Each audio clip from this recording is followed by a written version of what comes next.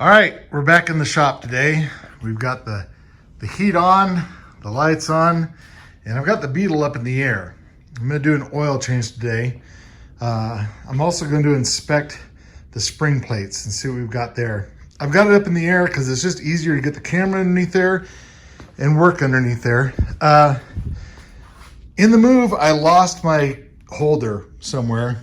I'll do my best with what I've got here to try and get some video of this happening, but essentially we're going to change the oil. Not essentially, that's what we're doing. So we'll get to the first thing. You need an oil pan, obviously, and some tools. I've got an extra light underneath there, some cardboard to catch any oil, although this floor needs work. But we'll get underneath there and we'll get the oil out. And I think the first thing we need is a 19mm wrench. Could be a 22, could be a 21. We'll see. I'll let you know. All right, so we want to make sure that we have our catch pan underneath the car here. And this case, it is a 21mm wrench. Normally I would have the engine warmed up a little bit. I didn't have that luxury today because it's in the shop and it's like 12 degrees outside in a blizzard. So we're gonna do this like this. And we'll just drain a little bit slower. You can see how much oil there is on the underside of this engine too. There we go. We'll just let that drain down. We're gonna take off the screen as well. We're gonna take all of that off and clean that up. And you can see I've got some leaks from like the relief valve there. I don't know if that needs a new copper ring on it or what, but you know, we'll clean this off and see what we got. All right, so that's draining down. I see the copper ring is still on there too, the copper crush washer. These little guys are 10mm, and we don't want to drop them into our oil pan here. Couldn't find my good ratchet either. Come on, there we go. And they're only tightened to like 8 foot-pounds.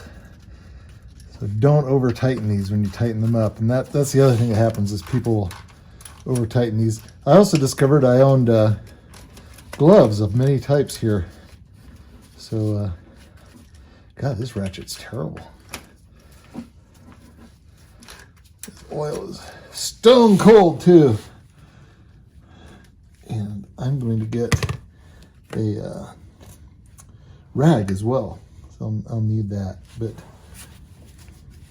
I can get these off. Nope, can't, too slick. Just a second.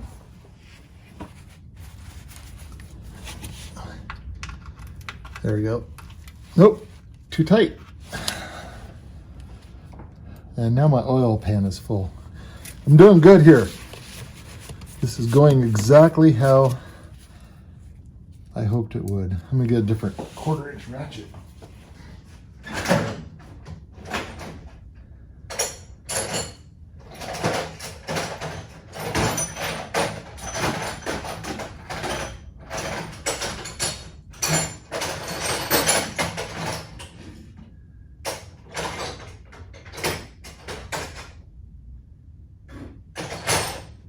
I've got a super nice one somewhere. Can I find that? Nope. All right. I knew this had some bad stuff going on when I put this on there. So I used some, didn't use silicone, not silicone,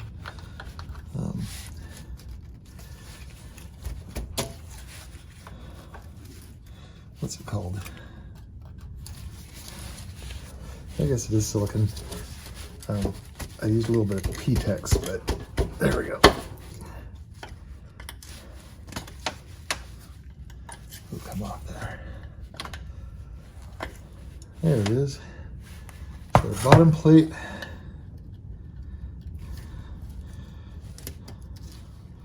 Our bottom paper gasket and our screen.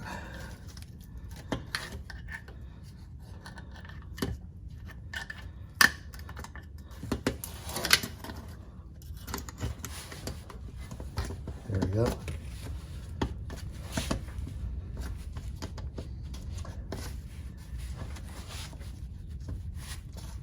Can you get this in one piece? Prominently. There we go.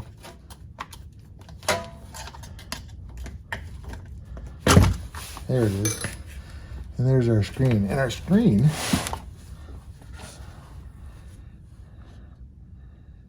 not too sludgy. There's a little bit in there, but it's not too bad. We'll let all this drip down here. That's interesting. There's a wavy washer in our engine. Wonder where that came from. Huh. Well, it runs good. But yeah, we pulled a wavy washer out of there. You can see right here is that corrosion I was talking about. The inside had some water in it. This is still good. This isn't bad at all down here. It's the inside of the bottom of the case which is bad. So we'll mess with that a little bit once this drips out. We'll let this drip out for, a day. I don't know. We'll see. This is going to be a longer project, so we'll come back to it, but we'll let this oil drip out and see what we get.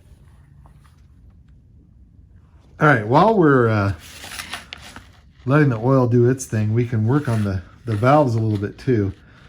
I found, for me, the best trick for taking the bail off here is to get a rag in here, and we're just going to give it a, well, I got to do it with two hands. I'll probably get in your way here. I made these tight. I'll give this a little pop like that. There we go. And now that's loose, and then we can take our little prior here. Not too bad. Comes right off, and you can see our gasket has been used up pretty well. We'll get a new one on there, and I'll show you what I do on that. And now we got our valves exposed here, and we're gonna leak some more oil. It's gonna drip around. We can wipe that off. I've got a rag or an absorbent paper towel here. There we go. Get all that oil off there. And then we'll let that clean out. Of course, these look really clean because they're new. But even the adjusters and everything are original or old. And, everything's in pretty decent shape. So, all right, so we've got our valve cover here, and we've got the old gasket, and you can see, if I get a little closer here, it's really pinched in there. It's been used a couple times. That's about all you get. You might, God, why is my thumb getting in the way here? You might get a couple of uses out of this, and that's about all you can expect. So you need to get the old one off here, and we'll get in there with our tool, and we'll God, you can't even see. Anyway, we get underneath here with our tool and we scrape this all off. And again, I put a little Permatex around this and put the gasket in the Permatex there so it doesn't leak on that side, on the back side. The sealing surface here should be good, but that back side, that's always kind of uneven on these stamped steel valve covers like this. So that's why I use a little bit of Permatex. It keeps that stuck on here, so it doesn't slide around when you put it on, because I've had these slip up right here and come off, and also just seals that back side. Unfortunately, it takes a little bit more to scrape it off, and then I got to use a wire brush to get that Permatex off there. I'll bring you back when we get to that step though. Right now I'm just going to use my gasket scraper and carefully scrape this off without gouging anything too much. So if you're using original parts like I am largely on this car, you can see why you want to clean that out with a wire wheel like I did. I just have a little wire wheel on my drill, super easy, they're cheap. But you can see all this pitting in here from rust. And yeah, you could probably grind that down, I don't know, but would you get it flat? Probably not. So I just use a little bit of Permatex on that surface with the new gasket and a few clothespins just to hold it for a while, and it holds on and we get it set. I'm going to clean out all this oil and cork. There's our old gasket. And then I'm going to glue in the new one, and I'll do the same on the other side. I'll show you what that looks like once I get it. So this sea urchin creation here is probably overkill, but this is what I do. I use Permatex, the aviation here. Some people use that. There it is. Some people use this to, you know, do the case halves, put them together. Some people use a Yama Bond. It works well for this. It keeps the gasket from moving, and it seals up all those little holes and everything in there. And just use some nice clothespins just to hold it on there for a little while, just till it's tacky. And we'll probably put this back together later tonight. So a couple hours is fine. And we'll do the other side as well. And then we'll do the valves, and we'll look at our screen, and we'll put the oil back in. So we'll bring it back in just another minute. Okay, while we let all that dry, or at least get tacky a little bit, we're gonna set this engine up at #1 top dead center. It happened to end up there. I don't know how. It was like 20 degrees off, but this is the way we're gonna do it. Excuse me. You can turn the engine over by hand like this. Doesn't matter if you're going forwards or backwards. And on this one, the empty sign is at 0, and this is your mark for the center. So this is top dead center on the crank.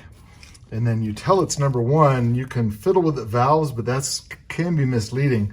I've got my #1 marked here on my distributor. And if I pull the distributor cap off, you can see that my rotor is pointing at that plug, but also there's a little mark there, and I put some marker around that so that you can see there's a little mark there. And if your rotor is pointing at that little mark on your distributor, that should be #1. Where should it be? Well, it should be over here. But on this engine, someone got the drive gear out like one step or something, and so that's where #1 ends up being on this. Your mileage may vary. It can be in different places depending on the distributor, how someone put it in, how they put together the engine, everything. When you go to put these things together, I've done it like on every engine I've put together, got the distributor out 180 degrees. The Volvo was the same way. I got it from a mechanic who had the distributor 180 degrees out. Fixed that, worked perfectly. This one, it took me some figuring to figure out where #1 is pointing on this rotor. But on this engine, that's where it is. And now our #1 is at top dead center. So then we can start adjusting the valves, and I'll take you underneath and show you how that works. Okay, we'll see if we can get everyone in here. I don't think we can, but I'll show you the basics from here. I'll get over this way. And you can see we've got the #1 cylinder here and #2. And then the other side, it's 3/4, front to back of the car. And you can hear those are loose. And if we get our feeler gauge in here, you can see, oops, can't get that one. Tighten this up. That, well, this one, anyway, we can get in there and we're quite loose. There we go, that one too. So we want to adjust these so that they're snug against our gauge here. And we just want to loosen our nut here. And then the center part screws in and out. That's what controls our depth. And so we get our gauge in there, and this takes 8 arms. I'm not at a good angle because I'm doing this for the camera. But if we get in there, I can get on here and I can tighten that down just a little bit until this, there we go, barely slides through. In fact, that's a little bit tight. And so I want to do this with 3 hands. I get my my wrench on the screwdriver, and I want to hold the screwdriver and tighten the nut. And the center might turn just a little bit. It just happens. So what I do is I back it off just a touch so that when I do tighten it up, I get that feeling right there. And that keeps your valves nice and quiet for a VW air-cooled engine. And it keeps your valves from burning up, especially the exhaust valve, which is this one. That's my exhaust valve. And so we don't want that to be open a little bit when the exhaust starts coming through, because it burns up that valve. Intake, if it was open enough, you get exhaust come back, you backfire, and you get all kinds of problems. That's a bad day. But we just want to get it like that. And we're going to use that rotor on the distributor to keep going around. And if we're doing it in firing order, it's 4, 3, 2, 1. No, 4. Oh my God, I got a new stand for my alternator. It doesn't have it on there. Anyway, it's 4, whatever it is. Should have it memorized. But if you go backwards, it's 1, 4, 3, 2, I think. I can't remember. I'll show you in a second. I say things, and then I can't remember that I know what I'm saying. So we'll just have to look and see. But you're going to do these one at a time. You're going to get number 1, and then number 2, and then number 3, and then number 4. And there's a way that you can do it on the engine so that it goes that way. It makes life really easy. I think it's backwards because 2 is the next wire on this side. So if I go 1, 2, and then 3, 4, I think is what it does. I think that's how it works. Anyway, I'll bring it back. I'm going to put my cap on here. I got to clean all this stuff off so that my valve cover fits well. I got to pour oil in. Oh, did I show you? I've got the, well, I'll show you that in another section. But valves, this is the way we're doing valves. Well, I thought I had a new screen somewhere and I don't. So I cleaned this one out. Got the nuts here, and I started looking at the cover here, the oil, drain cover here, and there's little bits of, gosh, I mean, it almost looks like threads and stuff. And there's some gunk in here. There's some silver, so that means we're losing some metal. You can see all that. So there's some metal in there, some silver. I'm not too worried or upset because, like I said, this was a used engine. I have no idea what condition this engine was in. It ran. It didn't knock. Still doesn't knock. Still runs great. But it's definitely wearing out. So sometime down the road, we're going to have to rebuild this, I'm sure. But I'll clean all this up. I'll spray some cleaning solution in there and get some of the gunk out. And we'll go with it. I mean, we got it. It runs. It works. It's kind of pretty. It's clean, at least. But inside, it's got some problems. And real dark oil, too. I did put some seafoam in there before I changed the oil. Again, some people don't like that. Some people do. But that probably loosened up some of this stuff. Maybe. I don't know. Maybe oil passages are better now. Who knows? But, we definitely found some detritus in the oil there. And you can see the little bits of stuff. Little rings and whatnot. Don't know what those are. Again, Like I said, it could be threads, could be who knows what. That wavy washer right there, that came out with the cover. So yeah, who knows? But we'll get this back together and see how long it runs. So you may notice the large amounts of orange silicone on here. And that was previous to me. You also may notice that there's a little ring on there. And I think the guy that had this engine before me made a ring out of aluminum, or maybe it was available, I don't know.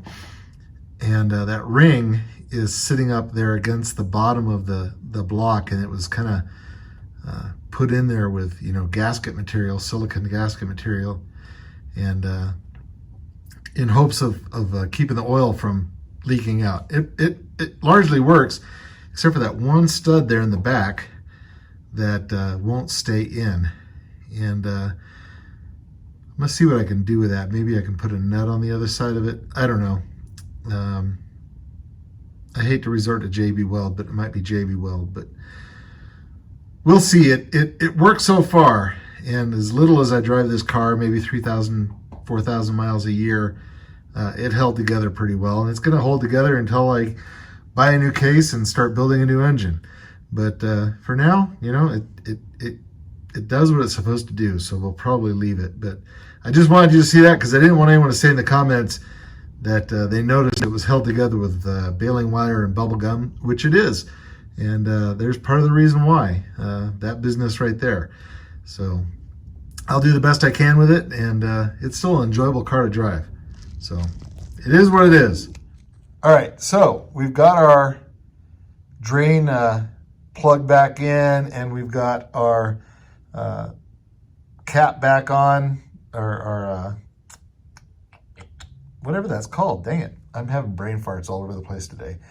But you want to remember that you go gasket, screen, gasket, and then oil cover. And then these little bolts, these little nuts, only tighten to 8 foot-pounds. That's it. That's just snug. You're not holding in any pressure here. You're not doing anything. You're just making sure that oil cover just stays on there nice and snug. And I've got the heavy duty one. It's the little bit thicker one, so it stays nice and flat and holds this well. And then I think the oil plug itself, since it's got a hollow crush washer on it, a copper one, it's only like 12 or 15 foot-pounds, something like that, something real light. I could look up the specs. You look up the specs. I don't remember. But that's all pretty light on there, and just take it easy. And it will hold oil. I mean, something's going to drip here. You can see this is just covered in oil. I had this all nice and clean 2 years ago, but it's covered in oil. But we got that on there. It's good. It's ready to go. We'll fill up with oil, and we'll start this thing up. We're also doing the valves on here. I'm not sure what order I'm doing these in the video, but we may already have those done, or we'll be doing those. But there we are. That's how to get the oil cover back on and buttoned up nicely. All right, so we're filled up with oil. We put the right amount of oil in the oil bath oil filter. If you don't have an oil bath oil filter, you don't have to mess with the oil in it. And we've buttoned up all the valves underneath here. We got the valve covers back on, fresh gaskets, clean the heater boxes up a little bit, and everything's set. We'll take this off the jack stands and put it down on the ground and start it up and make sure everything's copacetic. But that's about it. So about every 3,000 miles, change the oil, adjust the valves, check everything out, go through and look at everything. You know, is your belt the right tightness? You know, is your distributor clean? Any of your fuel lines leaking? You know, are there anything seeping around any of those connections? Are all your boots and everything on your intake correct? Is your carburetor loose?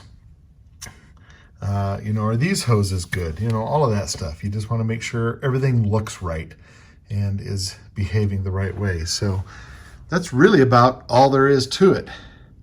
So next time, we're gonna get underneath here, and I don't know if we can see from this direction, but the spring plates that go between, let me get closer here, that go between the the drive shaft and bearings and everything in here, they go that way to the torsion bars. Both of these are bent, and you can see this tire is wearing out somewhat on the outside here, which means this is probably bad on this one. And then this tire over here is just completely wearing out altogether. And I think that means that it's this way. And like I said, they're not equal from one side to the other. This tire is more forward than that tire over there. So I bought some new spring plates, or some used original spring plates, and we'll put those on and try and get this buttoned up. Maybe make, I want tires to last more than 7,000 miles, at least 15. That's a good number. 30 would be better, but they're not doing great. So we'll lower our buddy down here and we'll start them up and see how everything sounds. All right, there we are. Valves, oil change, everything's ready to go again. Start driving to work. Next we'll be doing those spring plates and seeing if we can get the alignment right so that I don't wreck tires all the time. Oh, still a little bit cold. Thanks for joining me today. We'll talk to you later.